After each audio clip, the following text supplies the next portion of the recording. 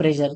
So, అది అంటే సింపుల్‌గా చెప్పాలంటే ఆ వర్కర్‌లో ఫైల్ సిస్టమ్ స్టోరేజ్ చెక్ చేస్తుంది. స్టోరేజ్ చెక్ చేస్తుంది. అలానే నెట్వర్క్ చెక్ చేస్తుంది. నెట్వర్క్ క్వాలిటీ చెక్ చేస్తుంది. అలానే నాకు ర్యామ్, ర్యామ్ యూసేజ్ ఎంత అది కూడా చెక్ చేస్తుంది. అదంతా చెక్ చేసి ఒక క్లారిఫికేషన్‌కొచ్చినప్పుడు దానికి అర్థమవుతుంది. వచ్చే వర్కర్ 1లో నాకు ఎనఫ్ రిసోర్సెస్ పాడ్ డిప్లాయ్ అయితే రన్నింగ్‌లో ఉండగలుగుతుంది అనేసి షెడ్యూలర్‌కి తెలుస్తుంది యూజింగ్ ప్రెడికేట్స్ ద్వారా. సో, యూజింగ్ ప్రెడికేట్స్ అదే నా షెడ్యూలర్ ఏం చేస్తుంది? యూజింగ్ ప్రెడికేట్స్ నా షెడ్యూలర్ ఏం చేస్తుంది? ఈ పాడ్‌ని ఈ వర్కర్ 1లోకి డిప్లాయ్ అయితే చేస్తుంది. సో, డిఫాల్ట్‌లో మన యామిల్ ఫైల్ చెక్ చేస్తే ఇక్కడ నేను vi పాడ్ -deploy.yaml ఫైల్ చెక్ చేస్తే ఇక్కడ నేనేమి ఇవ్వలేదు. నేను ఎందుకు ఇవ్వలేదు? ఎందుకంటే నాకు డిఫాల్ట్ కావాలి. నువ్వు ఎటువంటి వర్కర్ నోడ్‌లోకైనా డిప్లాయ్‌గా నాకు అంత ఫరక్ పడదు. By the end of the day నా పాడ్ అనేది రన్నింగ్‌లో ఉండాలి. ఏదో ఒక వర్కర్‌లో.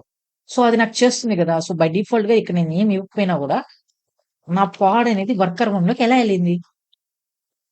నా పాడ్ అనేది వర్కర్ 1, వర్కర్ 2, వర్కర్ 3లోకి ఎలా డిప్లాయ్ అయింది? Using scheduler. షెడ్యూలర్ వర్కర్ 1లో ఒక పాడ్, వర్కర్ 2లో ఒక పాడ్, వర్కర్ 3లో ఒక పాడ్ షెడ్యూల్ చేసింది. ఓకేనా? ఈక్వల్‌గా లోడ్ అనేది ఈక్వల్‌గా షేర్ చేసింది.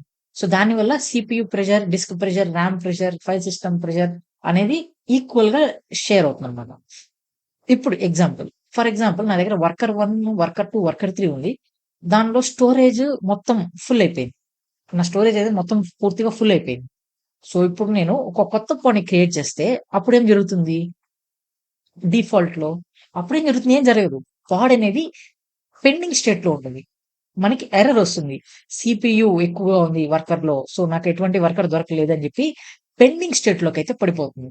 ఓకేనా? ఆ టైంలో ఇంకా ప్రెడికేట్స్ డిసైడ్ జేసేస్తాయి మనకి. ఓకే. ర్యామ్ మొత్తం అన్నీ హైలో ఉన్నాయి. అన్ని వర్కర్స్‌లో గూడా హైలో ఉన్నాయి. నేను డిప్లాయ్ చేయలేనని జెప్పి పెండింగ్ స్టేట్‌లో అయితే వెళ్తుందనమాట మనకి. సో, డిఫాల్ట్ అదనమాట. Okay. Done.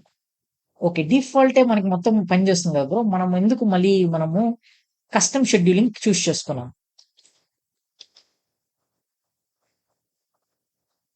So, custom scheduling ఎందుకు చూజ్ చేసుకున్నామంటే, ఇంకా సింపుల్‌గా చెప్పాలంటే నా దగ్గర ఒక ప్రాజెక్ట్ ఉంది. ఓకేనా? నా దగ్గర ఒక హాట్‌స్టార్ ప్రాజెక్ట్ అయితే ఉంది.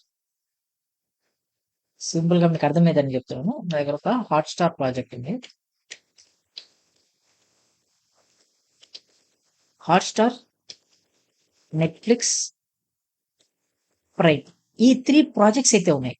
ఓకేనా? అలానే నా దగ్గర 3 వర్కర్స్ అయితే ఉన్నాయి.